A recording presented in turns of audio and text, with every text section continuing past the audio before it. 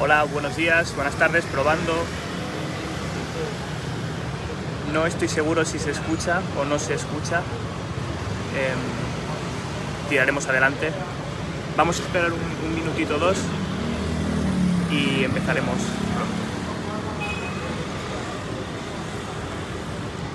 Hola, Nin. Se escucha, gracias.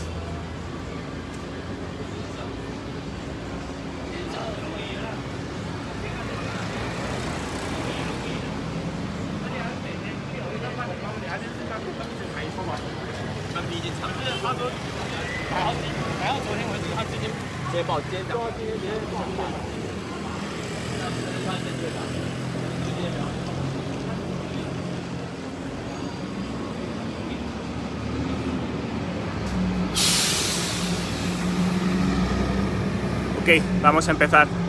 Veo que ya somos 10 personas mirando, 9 personas más de las que pensaba. Pensaba que iba a ser solo mi madre.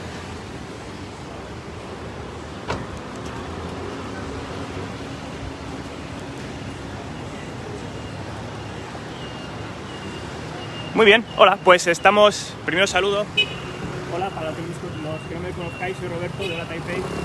Estamos en Tataocheng, que es el barrio tradicional de Taipei. Hoy hemos decidido hacer este broadcast desde aquí, paseando un poco por la calle, un poco en pensamiento con todos aquellos que estáis en casa, encerrados en casa y no os podéis mover a causa del confinamiento. Pues queríamos enseñaros un poquito, invitaros a viajar un poco desde allí y dar una vuelta por este barrio, que es uno de los barrios favoritos en Taipei. Así que nada, vamos a empezar. Vamos a visitar hoy el barrio de Tataocheng. El barrio de Tataocheng está situado en la ciudad de Taipei, la capital de Taiwán. Y bueno, como podéis ver ya por los edificios, Tataocheng es un barrio que data pues más o menos del siglo XVIII, pero bueno, un poquito por la arquitectura de los edificios podéis ver que es un poquito estilo colonial, siglo XVIII, siglo XIX. Voy a introducir un poquito sobre Taiwán, primero, para los que no estéis familiarizados con el país, ¿vale? Taiwán, un poquito de Taipei, y luego ya empezaremos un poquito a visitar el barrio y a entender un poquito el porqué, la historia de este barrio, ¿vale? Ahora mismo estamos en la calle Tihua Street. Si hay algún taiwanés en la sala, conocerá esta calle, le traerá seguramente muy buenos recuerdos, porque esta calle es una de las calles más concurridas cuando llega Año Nuevo Chino. Estas calles se llenan de tiendas de golosinas, dulces, dinero para regalar en Año Nuevo Chino. Pues vamos a empezar un poco presentando Taipei. Taipei es la capital de Taiwán. Un poquito la historia de Taiwán es un poco confusa, un poco movida durante el siglo pasado. Taiwán principalmente ahora mismo es un estado isla, es un país isla con capital en Taipei. Es una democracia con un sistema bipresidencial. Tiene una presidenta, tiene un primer ministro. La presidenta es Tsai Ing-wen. Y básicamente Taiwán llega siendo una democracia desde 1992 aproximadamente, cuando se celebraron las primeras elecciones democráticas. Y la historia de Taiwán se remonta un poquito a los primeros pobladores aborígenes que llegaron aquí inmigrando. Todavía no está claro si vinieron desde Filipinas, si vinieron desde Indonesia, pero bueno, los pobladores originales, digamos que son los aborígenes, que todavía a día de hoy siguen poblando la isla, aunque han sido poco a poco, a raíz de las diferentes oleadas de colonos que han ido llegando a Taiwán, han ido poco a poco arrinconando a los aborígenes, y cada vez la población es menor. Después de los aborígenes, aquí en Taiwán principalmente esto pasó a ser una provincia rural de China, bastante abandonada en un principio. Realmente vivían los aborígenes, vivían unos pocos colonos chinos hasta el siglo XVI-XVII. Por Taiwán pasaron los españoles, que tuvieron una pequeña fortificación aquí en Taipei, en el norte, y en el sur, en Tainan. Y pasaron los holandeses, que expulsaron a los españoles de Taiwán, y tomaron las fortificaciones y estuvieron en Taiwán los holandeses durante unos 50 años, hasta que un pirata llamado Koxinga, pagado por la dinastía Qing en China, expulsó a los holandeses finalmente de Taiwán, y esto se convirtió en una provincia oficialmente china. Y así duró como provincia, digamos, rural china hasta finales del siglo XIX, en el que fue ocupada por los japoneses. En este siglo XIX es donde nos vamos a ubicar hoy, porque es cuando este barrio, Tataocheng, digamos, se creó, se formó y floreció. Ahora mismo esto puede parecer un barrio tradicional, pero durante, digamos, el 1850, especialmente la década de 1920-1930, esto fue el centro del comercio internacional en Taiwán. Y como podéis ver, hay incluso algunos edificios con nombres en inglés. Ahora explicaremos un poquito la historia del barrio y veremos por qué es esto.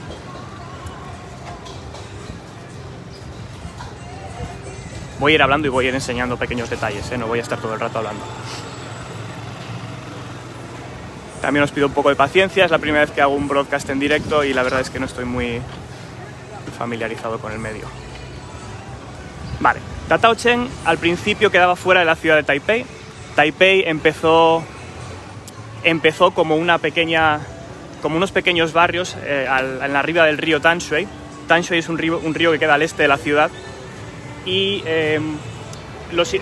principalmente, originalmente, en la orilla del río vivían los aborígenes, y allá por el siglo XVII hubo una primera oleada de inmigrantes chinos, principalmente de la provincia de Fujian, que es la que está más cercana a Taiwán, desde la China continental, que vinieron a Taiwán para probar suerte, emigraron para ver si podían encontrar tierras de conreo y prosperar, y se asentaron, antes de que existiera Taipei, el primer asentamiento se llamaba Monga, que es, digamos, el barrio más antiguo de la ciudad. Está un poquito más al sur de este barrio. En Monga primero llegaron los primeros, digamos, inmigrantes chinos, que fueron desplazando poco a poco a los aborígenes, y pese a ser una zona de descubrimiento, una zona de que poco a poco los comerciantes chinos que habían emigrado empezaron a prosperar, se volvió un poco conservadora. Hubo varias facciones. Dentro de los propios emigrantes chinos había varias facciones religiosas que entraron en conflicto entre ellas y siempre estaban peleando con escaramuzas, y bastantes conflictos, incluso armados, asesinatos. Mientras tanto, esto era simplemente un entorno completamente rural. Estaba abandonado, era todo maleza, hasta que un plan, digamos, de desarrollo del gobierno empezó a preparar estas tierras para conreo de un tipo de hortalizas. Y esta tierra de conreo también pasó a ser parte tierra de conreo, parte también unos descampados para empezar a disecar hojas de té, arroz. Tataocheng, que es el nombre del barrio, en idioma aborigen, significa descampado para secar el grano, que esto era una de las funciones principales de este distrito al principio. Lo que pasó fue que durante la dinastía Qing hubo las guerras del opio con el Reino Unido y las potencias occidentales, y China perdió esa guerra, las guerras del opio, y las potencias occidentales, dentro del Tratado de Tianjin, una de las cosas que hicieron fue obligar a abrir los puertos de varios puertos chinos que estaban cerrados, para principalmente vender opio e importar té. Entonces, uno de los puertos que fueron, digamos, abiertos fue el puerto de Tanshui, que queda al norte de aquí, y esto ayudó un poquito al desarrollo del barrio. Monga, que quedaba al sur, era, digamos, el principal punto desarrollado de la ciudad, pero pronto, debido a este nuevo plan de desarrollo en el que empezaron a crear conreos y campos para disecar el grano, de campos de disecar el grano empezaron a convertirse en zona de almacenes, y al estar cerca del río, no muy lejos, las zonas de almacenes empezaron a convertirse en puntos para cargar y descargar barcos. Por lo tanto, Tataocheng muy pronto contó con un puerto que, aprovechando esta apertura de los puertos de China, recordemos que por aquel entonces era China, pues vio cómo proliferaban un poco el comercio, ¿no? Esto, por un lado, fue proliferando el comercio. Por otro lado, también hubo unos hechos en Monga, en el primer barrio, digamos, de los emigrantes chinos, y es que por estas luchas entre facciones, había principalmente dos facciones que eran las más poderosas y constantemente estaban en conflicto, y hubo una noche en que hubo una gran escaramuza y una de estas facciones decidió robar uno de los dioses que había en el templo, digamos el dios más importante, la estatua del dios más importante que tenían en el barrio, la estatua la habían traído desde China, la tomaron y la trajeron a este barrio, y todos, digamos, gradualmente, pero la mayoría de una de estas dos facciones se fue mudando también aquí, y ya fue un poco el impulso final para que el barrio empezara a prosperar, ¿no? Luego veremos un poco la estatua del dios, pasaremos al templo. Estoy enseñando un poquito los comercios, los edificios, la arquitectura tradicional. Luego visitaremos un poquito los comercios que hay, las tiendas, qué tipos de productos podemos comprar aquí. Esto es el mercado de Yongle. El mercado de Yongle es un mercado tradicional de verduras, hortalizas, carne y productos. También hay varias tiendas de telas, hay varias tiendas de productos para los templos, al ser uno de estos barrios más tradicionales. Y vamos a entrar un momentito dentro del mercado, porque curiosamente una de las mercancías que más se llegaron a comerciar en este barrio, aparte de té, aparte de productos ultramarinos, fueron las telas. Este fue un barrio, dentro del comercio había varios sastres, varias costureras, varios importadores de telas desde China, y que fabricaban aquí también y exportaban. Vamos a entrar un momentito a este mercado de Yongle, porque es muy curioso, y luego volveremos a la calle. Estamos pasando del siglo XXI a 1970.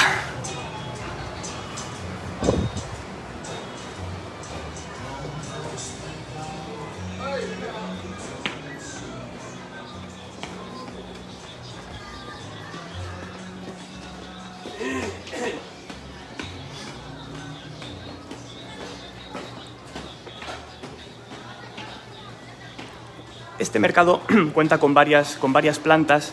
Principalmente tiene una planta donde se venden telas al por mayor y al por menor también, y una planta más arriba que está digamos, llena de costureras, de sastres.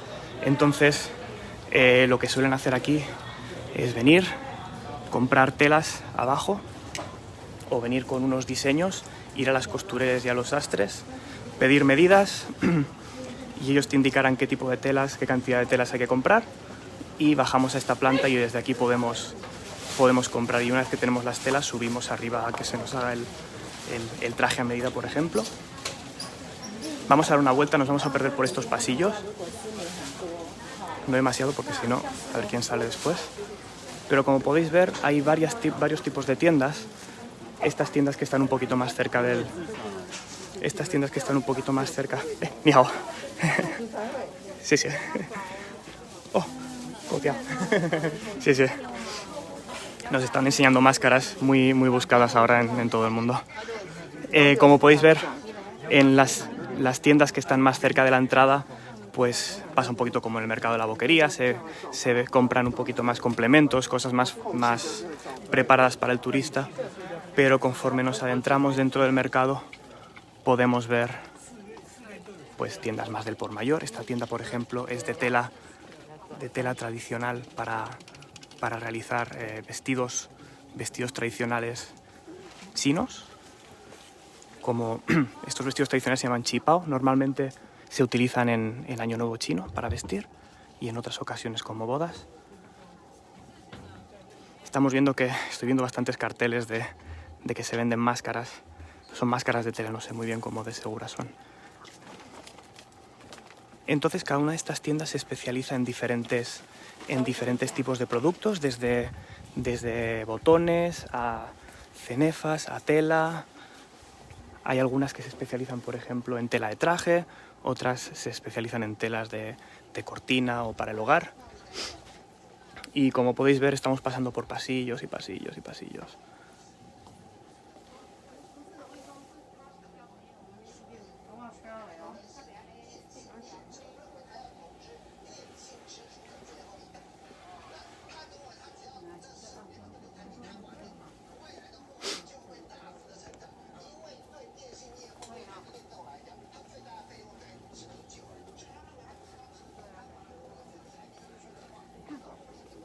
Vamos a adentrarnos un poquito más. Como podéis ver, aquí son un poquito más cute. Mira, esta de sushi.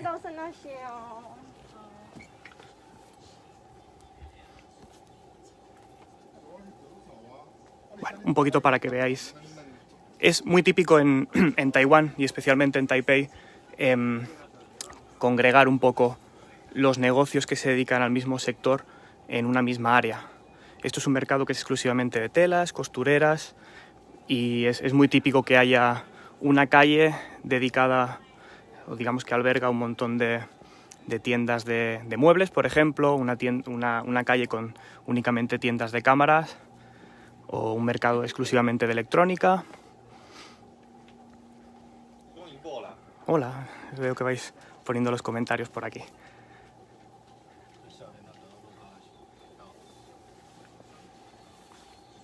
Bueno, imagino que a aquellos que os guste el cine asiático, esto os suena de muchas películas, quizás. Vamos a salir porque me estoy perdiendo ya.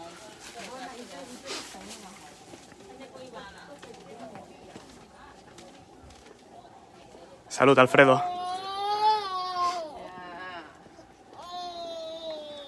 Podéis ver que en algunos de los comercios, en muchas casas y comercios, hay pequeños altares. En Taiwán, digamos, todavía se es muy supersticioso, se es muy religioso, y la religión aquí quizás es un poco más cercana a superstición, siempre un poco más materialista, quizá podría decir. Se confía en o se reza a los diferentes dioses para, en un plan un poco más bonito, se reza a los diferentes dioses también para que ayuden en el negocio, para que ayuden a encontrar pareja, obviamente para la salud de la familia. Entonces muchos comercios, especialmente comercios tradicionales, y muchas casas tienen su pequeño altar para el dios que adoran, para los diferentes dioses. Hay muchos dioses dentro del sintoísmo y del taoísmo, perdón. Luego, cuando visitemos el templo, bueno, en breve, explicar un poquito más sobre la religión. Es muy curioso también el tema de la religión en Taiwán. Bueno.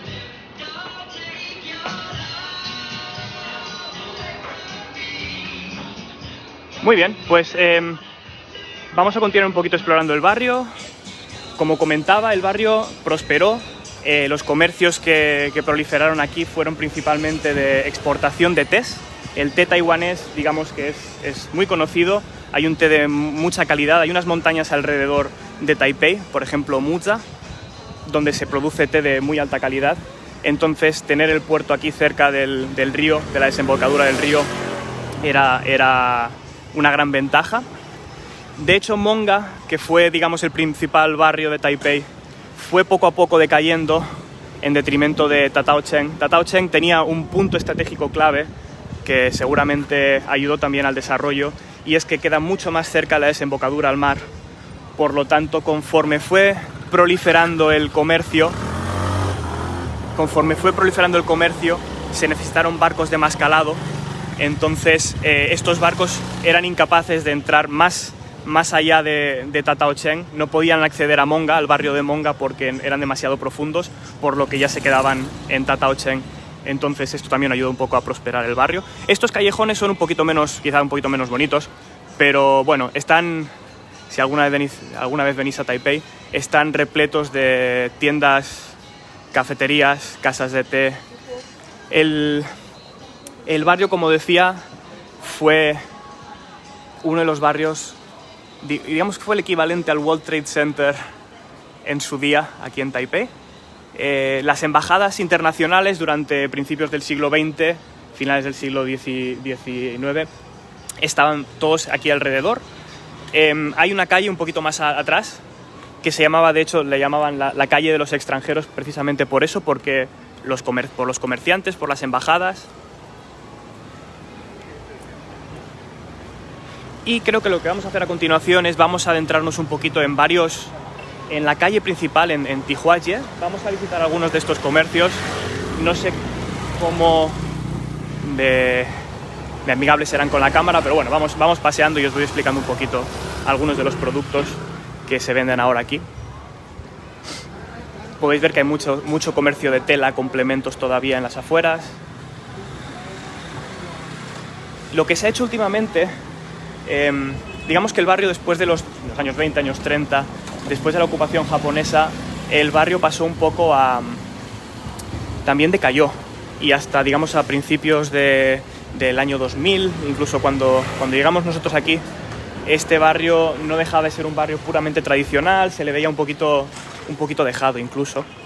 Y últimamente, los últimos quizás 8 años o así, el barrio, digamos que la gentrificación ha llegado aquí también, y el barrio ha ido convirtiéndose un poquito más en un barrio hipster y manteniendo todavía las raíces, digamos, los comercios más tradicionales como esta farmacia, de raíces, flores, ingredientes para medicina china. También, en paralelo, han ido proliferando comercios, digamos, de hipsters, cafeterías, diseñadores de ropa, tiendas de moda. Y esto es porque este barrio, digamos que por una época, ahora cuando estaba ya un poquito más en decadencia, pasó a ser un barrio muy económico, cosa del pasado, ahora ya lo económico ya no tiene nada. Y muchos jóvenes vinieron aquí un poco a abrir negocio, incluso algunas compañías internacionales como Evernote abrieron sede aquí.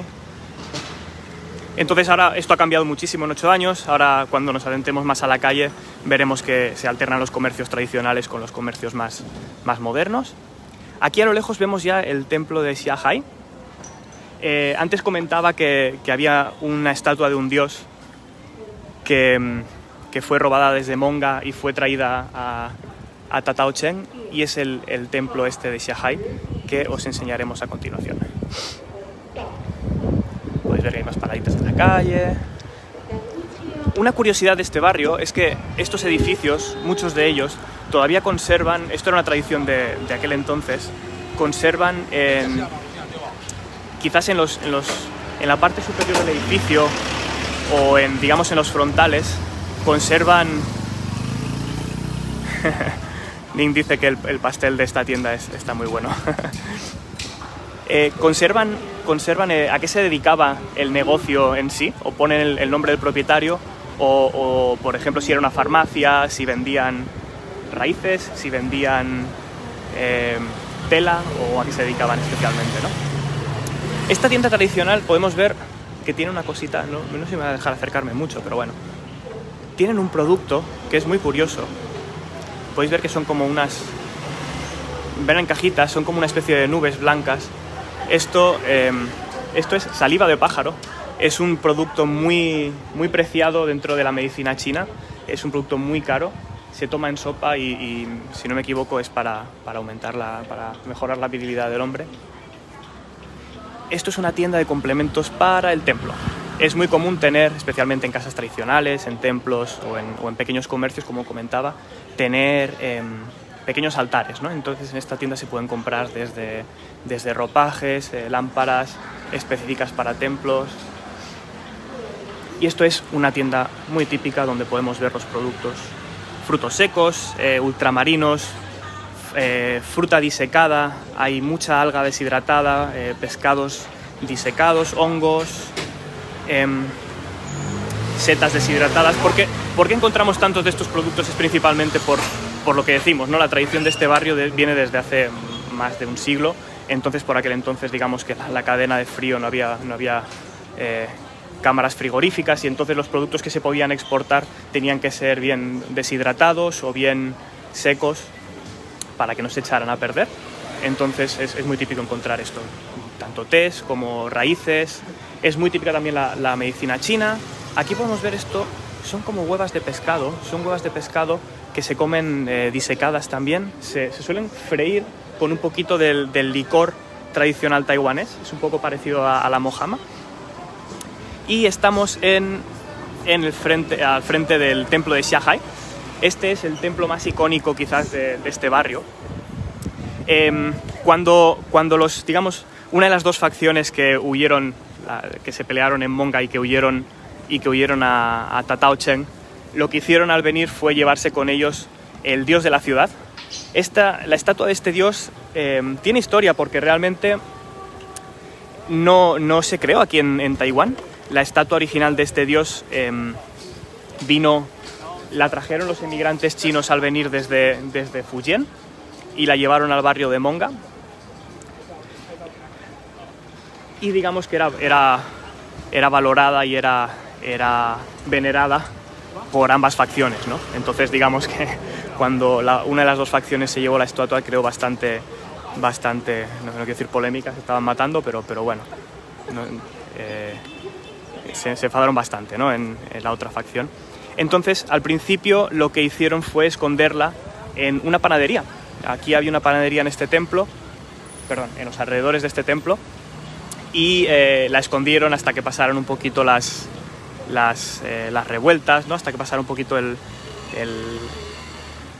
mal rollo entre las facciones. Y tampoco tenían un templo. Al haberla robado, digamos, de la noche a la mañana, no tenían dónde albergarla. Entonces el panadero se ofreció en parte a esconder la estatua él mismo, pero también coordinaron una campaña de recolección de fondos para construir este templo. El templo fue construido en 1853 y básicamente no ha cambiado. Construyeron esta pequeña adhesión al lado, pero el templo original es esta misma estructura que se ve aquí. Entonces, digamos que la historia de este templo y de este dios es peculiar. Como decía, fue traído desde China, y en China, en Fujian, este dios se llama el dios del Xiahai, el templo de la ciudad, el dios de la ciudad, porque originalmente ahí en Fujian era el dios al que se rezaba para proteger la muralla de la ciudad en la que estaba albergado. Empezó con esto, pero poco a poco se fue pluriempleando. Pasó de proteger la muralla a además ser el dios para rezar para las lluvias, para proteger las cosechas. Entonces, cuando fue llevado desde el barrio de Monga aquí a Tatao Cheng, como comentaba, esto estaba en pleno periodo de revueltas y de escaramuzas entre las facciones, entre estas dos facciones, y hubo una serie se lo llevaron por la fuerza, y hubo una serie de guerreros, de voluntarios, 38, que digamos se ofrecieron para traer el dios aquí, ¿no? a este barrio. Luego veremos más adelante, voy a explicar un poquito fuera del templo para no estar hablando dentro, pero bueno, se les erigió también un pequeño monumento a ellos. Entonces, como comentaba, el templo era el templo de protección de la ciudad, el templo de protección de la muralla, de las cosechas, y en mayo es típico, desde el momento en que se movió la estatua del dios de la ciudad a este templo. En mayo hay una procesión que viene a venerar a este dios, y esto pasa desde el siglo pasado, ¿no? Entonces, principalmente albergaba al dios de la ciudad, pero en una de estas, hace 100 años, 120 años, en una de estas migraciones cuenta el folk, ¿no? Cuenta la tradición, que hubo tres chicas que vinieron a venerar al dios de la ciudad, y esto era en mayo, hacía calor. Los que habéis estado en Taipei sabéis que en mayo ya se nota lo calor allá, y tuvieron un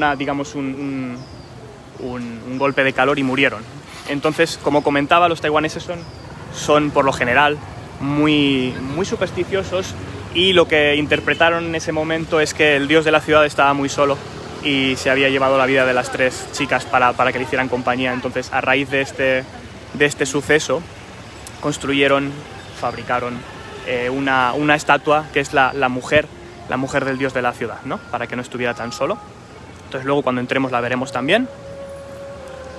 Y bueno, pues entonces a raíz de que también se albergó a la mujer del dios de la ciudad, la mujer del dios de la ciudad también se convirtió, digamos que le dio un nuevo uso al templo, y esto es bastante gracioso.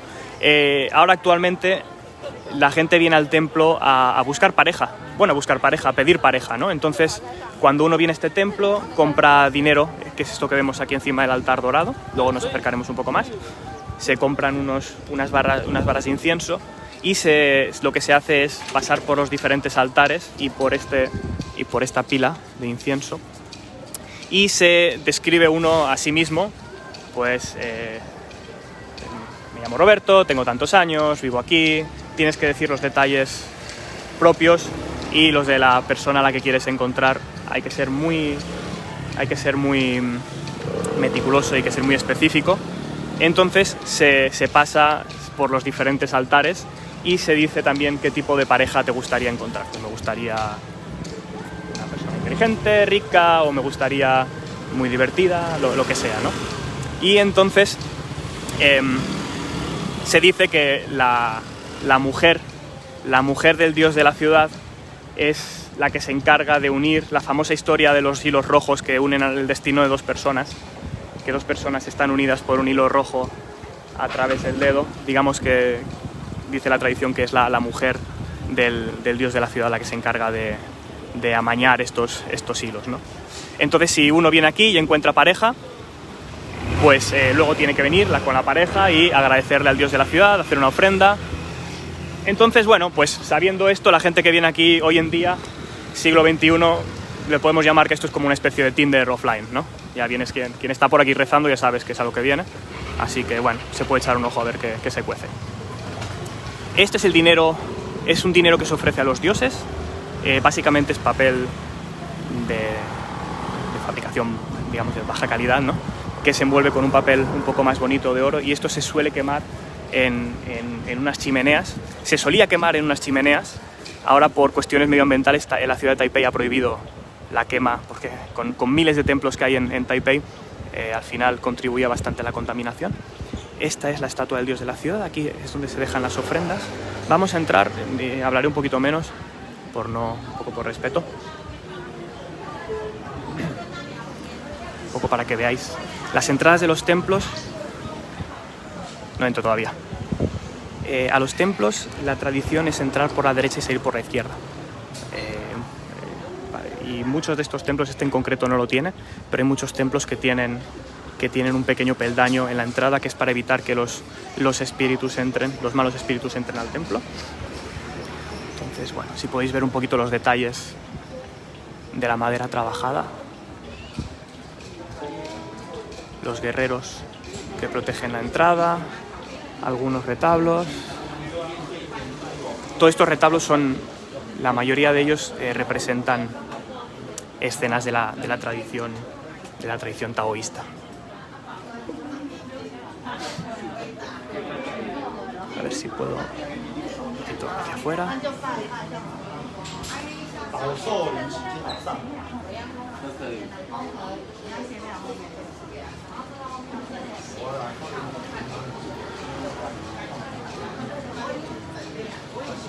Entonces el dios de la ciudad es el que se ve al fondo. Aquí veis a los laterales, a ver que giro la cámara. Estos son como los cabezudos, como los castellers en Cataluña. Entonces, en la época, digamos, en la celebración esta de mayo, hay gente que se pone dentro de este traje y danza en la calle. Entonces se guardan, durante el resto del año se guardan en el templo. Luego explicaré varias cosas. Fijaos que no hay una única estatua, no hay un único dios, hay varias estatuas. Y quedaos también con el detalle de las lamparitas que hay aquí, las columnas de lamparitas que hay a los lados.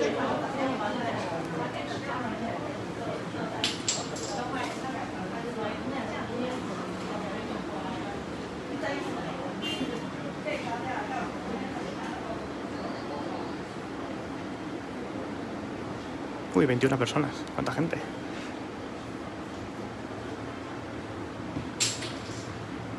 Aquí estamos viendo, esta señora está tirando 2 piezas de madera al suelo. La tradición es ir a los templos, tomar estas 2 piezas de madera y tirarlas al suelo después de formular una pregunta. Normalmente se les preguntan cuestiones específicas a los dioses, al dios al que uno quiere rezar, relacionadas con la familia, con la salud, con el trabajo. Debería empezar a trabajar este año, debería casarme este año.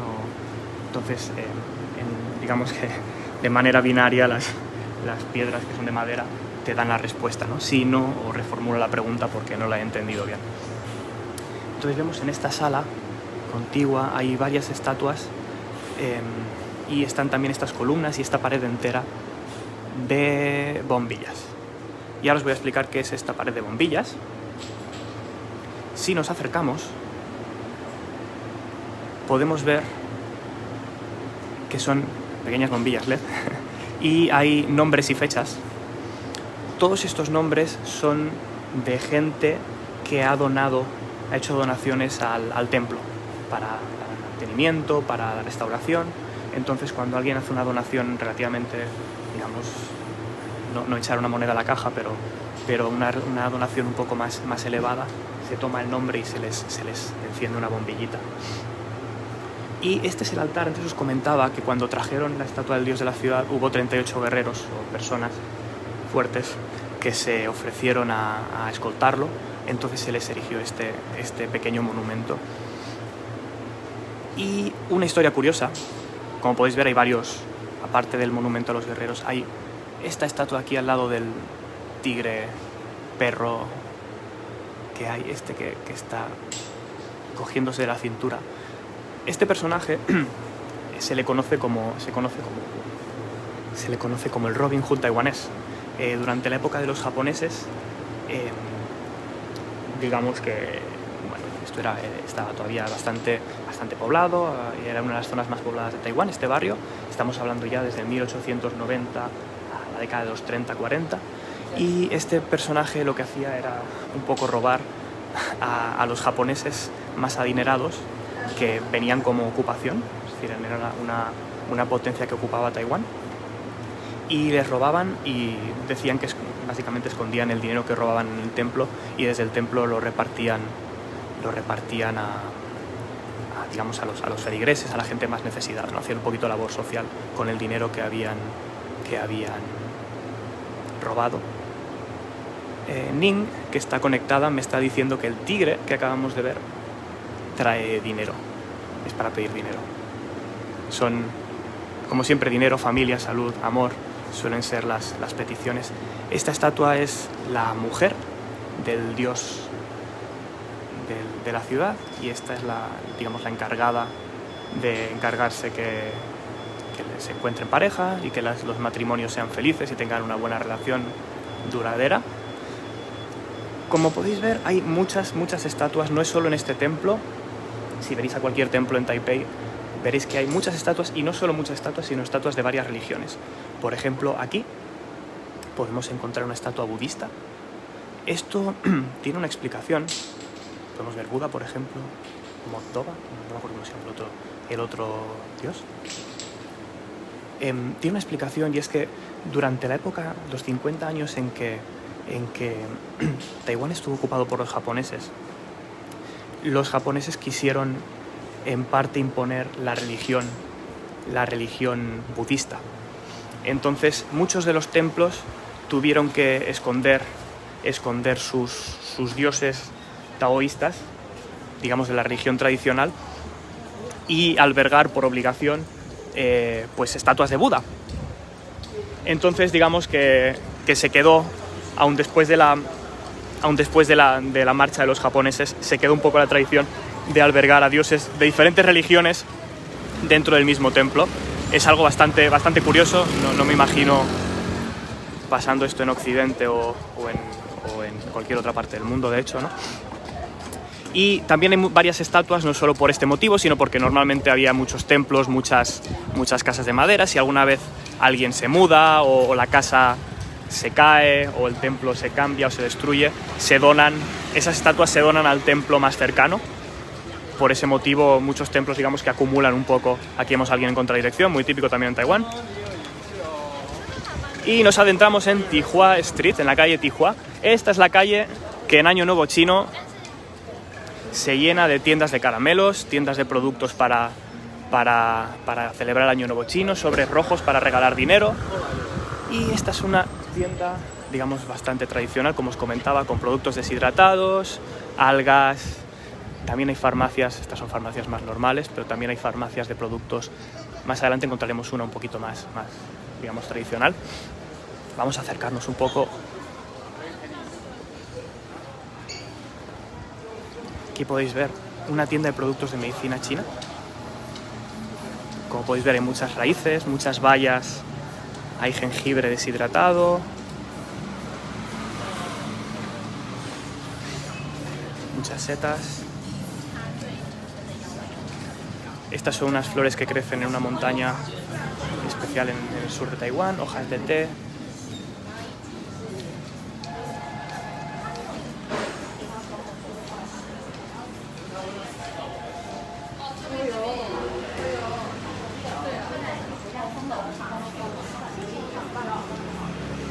Y esto es una tienda un poquito más modernita. Ha mantenido digamos, la estructura original, pero ya podemos ver que no son tan tradicionales como las que decíamos antes.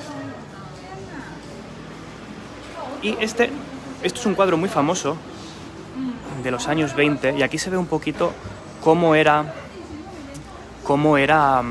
Tatao Cheng, digamos, en la época dorada de los años 20, años 30, ¿no? El comercio, el bullicio en las calles, el colorido, banderas.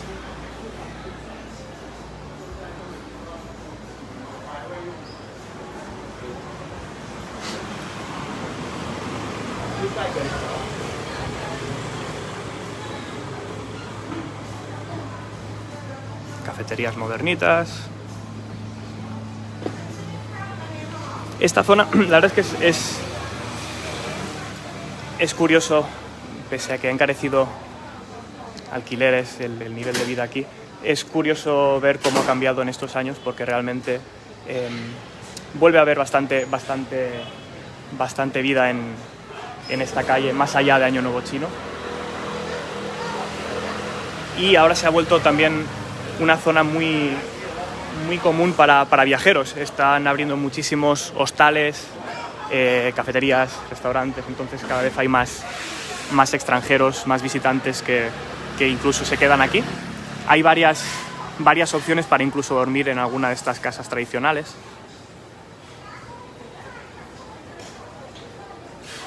Vamos a ver. Esta es una tienda que vende, como podéis imaginaros, el té es algo esencial en Taiwán. Entonces, teterías, complementos de té, teteras, tazas.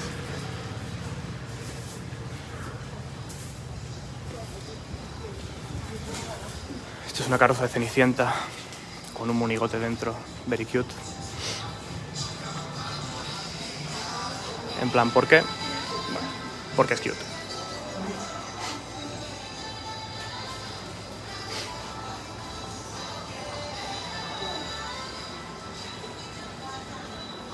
Y pues voy a continuar un poquito con la historia para rellenar voy a enseñar las tiendas y voy continuando un poco con la historia. Pues como os comentaba, Taiwán, digamos, siglo XIX, es una provincia china, una provincia rural donde han emigrado varias oleadas de chinos. Todavía siguen viviendo las tribus aborígenes. Estas oleadas de chinos, digamos, que se asentaron en la costa oeste, en la ciudad de Tainan al sur, y en estos barrios que os comentaba en Taipei, Monga al principio y luego Tatao Cheng. Y allá por 1890, en plena expansión imperialista de Japón, los japoneses deciden deciden ocupar Taiwán. Como comentaba, Taiwán es una provincia más bien pobre y rural, por lo que hay muy poca oposición. Los colonos chinos digamos que no ofrecieron cierta resistencia, pero eran comerciantes, no eran guerreros, no eran gente que pudiera, digamos, batallar contra el ejército japonés. Sin embargo, los aborígenes taiwaneses eran otra cosa.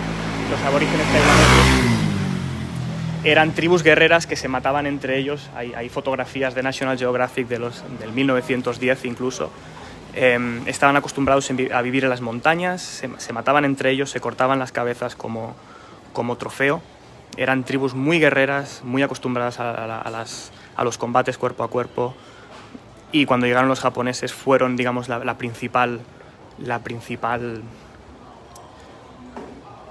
resistencia que se encontraron, ¿no?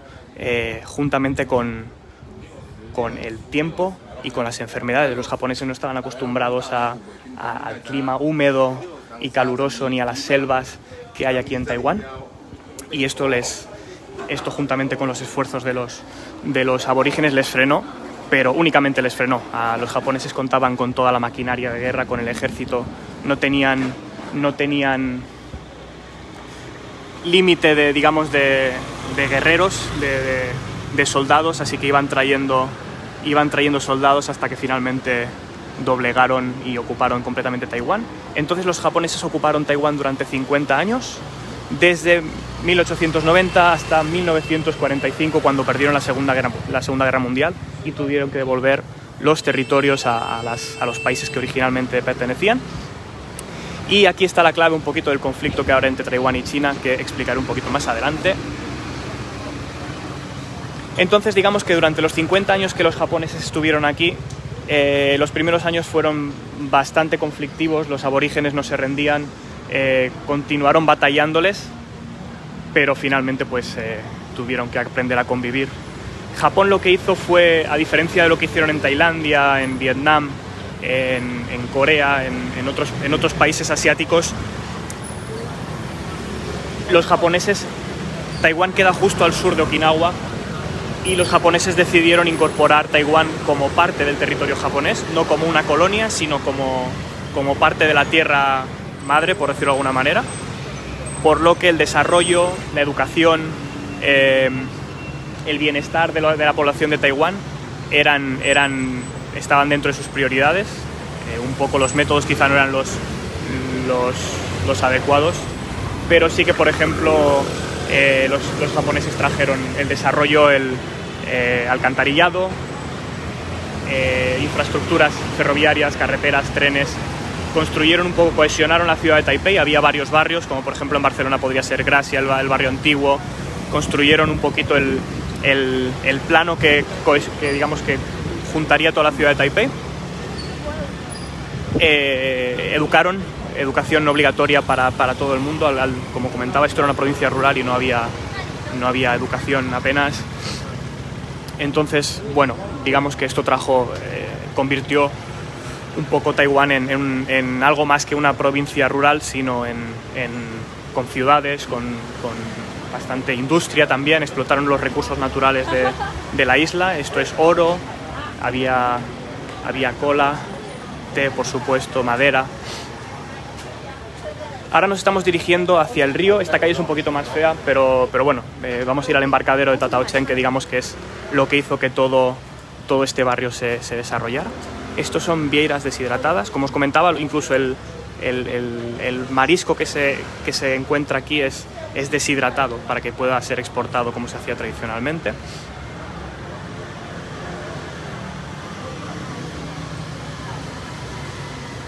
Y cuando los japoneses perdieron la Segunda Guerra Mundial, tuvieron que devolver Taiwán al país al que originalmente pertenecía. Todas las colonias tuvieron que ser devueltas a todos los países que pertenecían originalmente. Y aquí es donde nace el conflicto Taiwán-China. Mientras en Taiwán, durante estos 50 años estaban los japoneses ocupando Taiwán, en China hubo una revolución, la revolución que desterró a los emperadores. Entonces la China imperial, digamos un grupo liderado por Sun Yat-sen, derrocó al último emperador. Si habéis visto la película de Bertolucci, Puyi, el chavalín, fue derrocado por esta revolución en Shanghai y restablecieron una república en China, la República de China. Y esta República de China tenía unos valores democráticos inicialmente, promovía la educación, promovía la igualdad. Entonces, digamos que el imperio al que los japoneses quitaron Taiwán ya no existía después de la creación de esta República de China. Uno pensaría, bueno, pues se puede volver a la República de China, ¿no? Lo que pasó fue, mientras, digamos que la década de los 30-40 fue una década bastante movida, convulsa en Asia. En China por un lado hubo ocupación japonesa. En Nanjing, en varias zonas de China, los japoneses estuvieron ocupando y batallando en China de una manera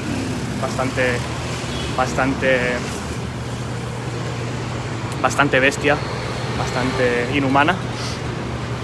Y anteriormente a que los japoneses atacaran China, hubo una guerra civil en China entre el ejército oficial de la República de China y la Armada Roja, digamos, el ejército comunista, liderada por Mao Zedong, que seguía todos los idearios comunistas e hizo todo digamos, empezó a congregar, me alejo un poco de la carretera, el soporte, el apoyo del pueblo, hizo la gran marcha para conseguir apoyos a lo largo de toda China. Entonces, hubo esta guerra civil entre el gobierno de la República de China, que era el que gobernaba en China en aquella época, y el ejército comunista. Esta guerra civil se paró para echar al invasor japonés, y una vez que se echó al invasor japonés, los japoneses perdieron la Segunda Guerra Mundial también, la guerra civil continuó. ¿Qué pasó? El ejército de la República de China fue perdiendo poco a poco terreno, fueron reculando, perdieron Pekín, perdieron Nanjing, fueron reculando hacia el sur y finalmente, conforme el ejército comunista iba ganando terreno en China,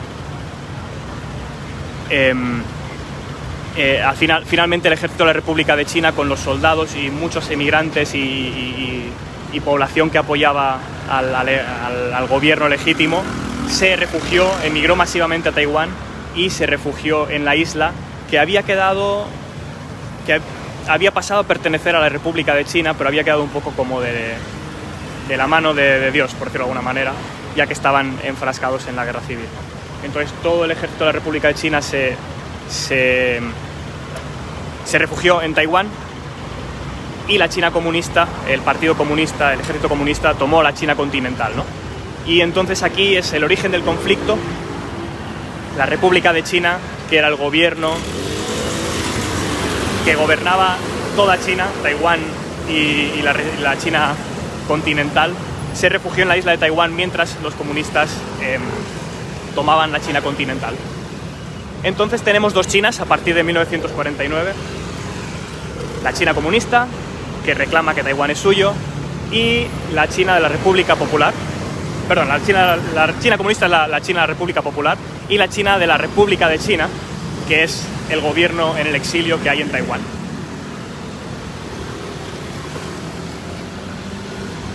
Desde entonces, al llegar a Taiwán, el ejército de la República de China, liderado por el comandante Chiang Kai-shek, establece una dictadura en Taiwán, persigue cualquier vestigio de comunismo, de pensamiento crítico.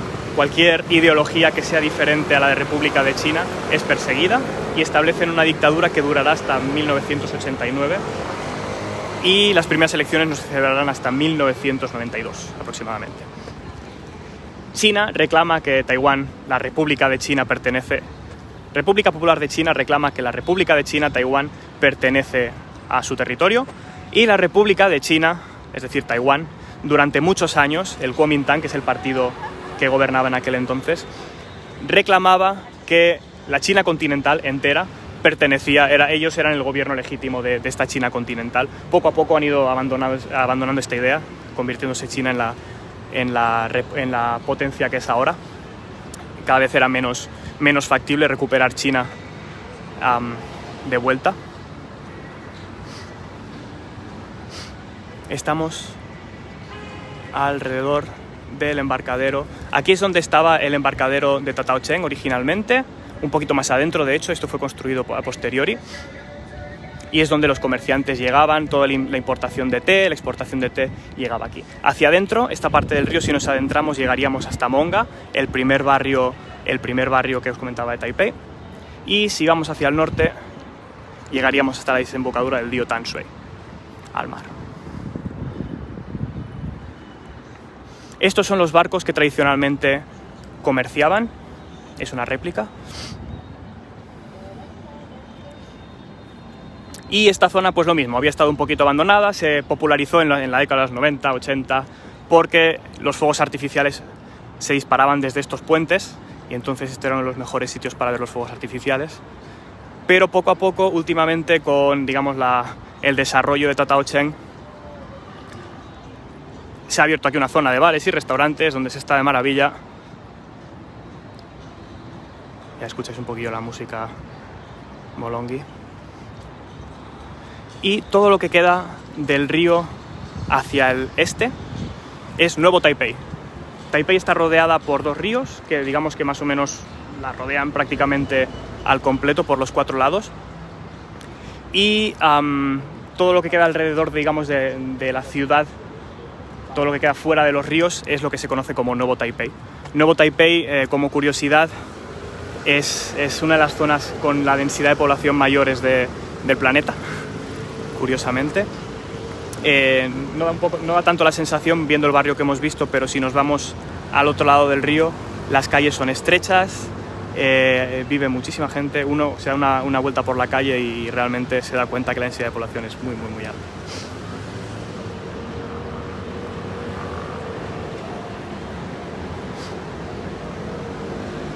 Y bueno, vamos a dejarlo aquí hoy.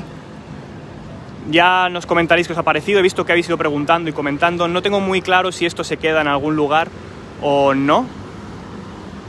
Intentaré comentaros las preguntas.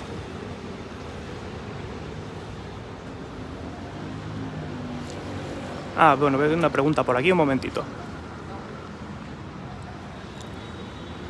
Demonio en Taiwán por razones obvias. Vale, me parece que la pregunta, si la entiendo bien, es qué impresión tienen los taiwaneses. Se comenta obviamente que los taiwaneses y los chinos, por el conflicto, los taiwaneses tienen muy mala opinión del gobierno comunista de Mao Zedong. ¿Y qué opinión tienen los taiwaneses de Chiang Kai-shek, del general que vino aquí y estableció una dictadura, ¿no? Y comenta sobre el terror blanco. Voy a desarrollar un poquito más sobre este tema.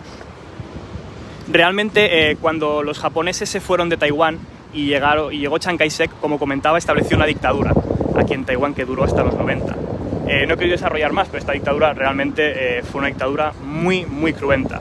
Durante los primeros años, Chiang Kai-shek, como comentaba, quería básicamente erradicar cualquier tipo de pensamiento comunista, de cualquier tipo de incluso en aquella época ya hubo. La población de Taiwán vio la oportunidad de convertirse en Taiwán, en la República de Taiwán, no en la República de China, pero realmente no tenían armas, no tenían fuerza para combatir a todo el ejército que venía, aunque venía perdiendo una guerra. Este era el último bastión y querían aguantarlo como fuera, ¿no? Entonces Chiang Kai-shek estableció aquí un gobierno férreo y hizo una especie de caza de brujas para todo aquel que pudiera, digamos, oponerse al establecimiento de su gobierno, ¿no? Entonces, dentro de esta caja de brujas, digamos que pasaron varias cosas. Una de las cosas fue esta caza de brujas. Otro de los factores fue que vino muchísima gente, una población nueva, y digamos que esto no es como es ahora. Antes estaba mucho más expuesta la población a merced del tiempo, ¿no? Entonces, hubo años con hambrunas debido a la sequía, debido a que había que alimentar a un ejército, Entonces, la población de Taiwán, la población de Taipei y de Taiwán en general, no estaba nada contenta con Chiang Kai-shek. En aquel entonces hablo, básicamente corre esta expresión que decían que cuando se fueron los japoneses y llegaron los Chiang Kai-shek y el ejército de la República de China, dijeron que se fueron los perros, pero se han ido los perros, pero han llegado los cerdos. Es lo que se decía de Chiang Kai-shek. A raíz de este malestar, una dictadura al final no deja de ser una dictadura militar. Entonces el ejército abusaba de poder, juntamente con la hambruna. Hubo unos hechos que desencadenaron una masacre. Básicamente, no lejos de Tataocheng, no lejos de este barrio donde hemos visitado, una vendedora de tabaco fue agredida por policía militar. Le pegaron una paliza y no sé si la mataron o la dejaron malherida. Entonces la gente, la población que había alrededor, fueron a socorrer a la anciana. Era una vendedora de extraperlo, básicamente vendía tabaco era un monopolio y vendía tabaco sin permiso, ¿no? Entonces la policía abusó del castigo y la gente, la población de Taipei se rebeló. Estaba muy enfadada por la hambruna, estaba muy enfadada por el trato del gobierno y se rebelaron. Entonces hubo unas marchas el 28 de febrero. Y estas marchas fueron hasta la zona del gobierno, quemando lo que encontraban, montando barricadas, intentando agredir también a los soldados que podían. Y el gobierno de Chiang Kai-shek vio que se les estaba yendo de las manos y lo que hicieron fue, básicamente, aplastaron la protesta. Aplastaron la protesta el 28 de febrero. Todavía se celebra el 28 de febrero como el día de la masacre. Y a raíz de esta protesta, mataron indiscriminadamente a todo el mundo. A partir de ahí la caza de brujas se descontroló. Hubo vulneración, se dice que es una de las matanzas, obviamente después de Camboya, ¿no? Pero que es una de las matanzas más grandes que ha habido en Asia. Todavía no es tan claro el número de muertos y desaparecidos que hubo en aquella época. La caza de brujas un poco también fue entre vecinos, por venganzas personales o si yo decía que mi vecino era comunista, no le iban a juzgar con todas las seguridades, básicamente un juzgado militar, y te llevaban a la prisión, te torturaban o te llevaban a una isla fuera de las afueras de Taiwán, de la isla principal, y mucha gente desapareció, mucha gente murió, y esta época se llama como el terror blanco. Fue bastante dura. Y desde luego, pues los taiwaneses no tienen muy buen recuerdo de esta época. Entonces, la opinión que hay ahora de Taiwán, en Taiwán de Chiang Kai-shek, no es la mejor. Hay una plaza y un monumento dedicado a Chiang Kai-shek, pero básicamente ahora mismo está el gobierno preguntando qué van a hacer con esta plaza. La idea es intentar darle un nuevo uso, intentar quitarle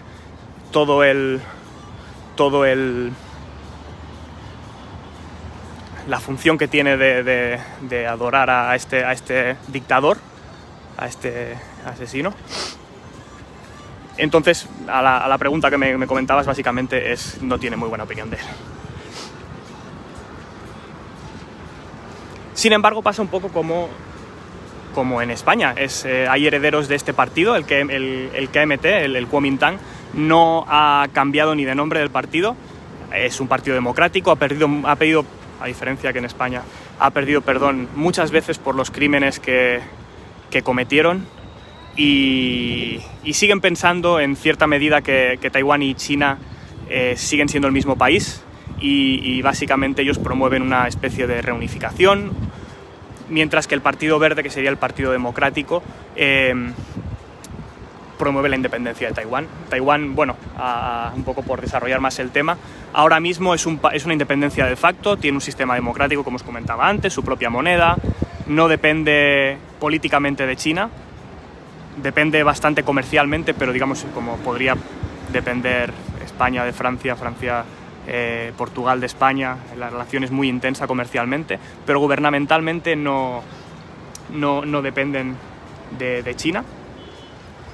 Pero básicamente China reclamó, a través debido a la gran población que tienen, reclamó el puesto que tenía la República de China en la ONU, Taiwán, la República de China, era un socio fundador de la ONU, pero digamos que esto pasó a la República Popular de China en los 70, y desde entonces Taiwán es un país no reconocido en las Naciones Unidas, y tiene unos convenios de reconocimiento con algunos países específicos en Latinoamérica, en África, pero por ejemplo Europa no reconoce Taiwán como país, Estados Unidos no reconoce Taiwán como país, y sin embargo reconocen a China. Entonces están en la disyuntiva de China, y la ONU básicamente reconoce una única China, que es la política de KMT y la política del gobierno comunista. Cada uno dice que ellos son la legítima, y sin embargo el DPP, el Partido Progresista, dice que ni República de China ni historias, que esto es Taiwán, que lleva siendo Taiwán desde que llegaron los japoneses, y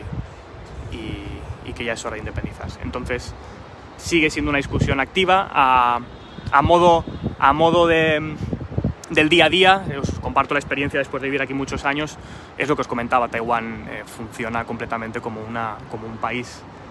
No es un problema de ser independiente o no, sino es un problema de reconocimiento internacional. Así que bueno, Taiwán va haciendo poco a poco su batalla.